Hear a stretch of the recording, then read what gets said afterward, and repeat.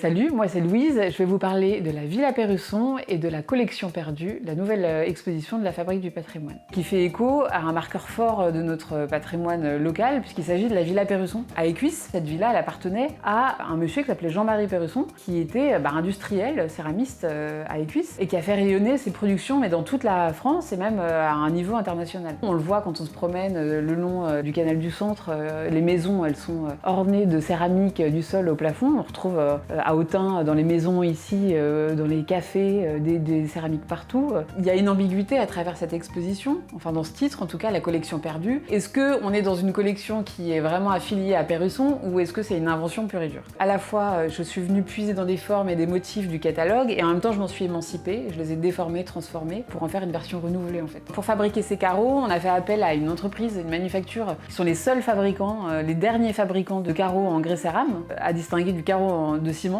qui est beaucoup plus commercialisé aujourd'hui. Et donc c'est une entreprise qui s'appelle Vinquellement, ils sont basés à Lille, ils ont aussi un atelier de fabrication à Decize, donc du coup ça reste aussi en Bourgogne. Il y aura ces dessins, il y aura des véritables carreaux en grès cérame et on a même un projet en lien avec les parapluies Nera, puisqu'ils nous ont produit des parapluies qui viennent reprendre les motifs de la collection perdue pour l'exposition. On la présente du coup dans le lieu d'expo de la Fabrique du patrimoine, au 34 rue Marchaux, à côté de la tour Marchaux, qui sera aussi ouverte pour l'exposition et en libre accès. Les ateliers pédagogiques qui seront aussi prévus organisés les samedis et les dimanches à 16h pour les 6-12 ans, où l'idée ce sera de recréer à partir de petits tampons encreurs des motifs Perrusson. Si vous êtes bourguignon, si vous êtes de passage en Bourgogne, je vous conseille vivement de venir voir cette expo parce qu'il s'agit d'un patrimoine qui est parfois ignoré, mais qui est pourtant quelque chose qu'on retrouve partout dans la région et qui fait vraiment partie de notre patrimoine autunois, de notre patrimoine bourguignon.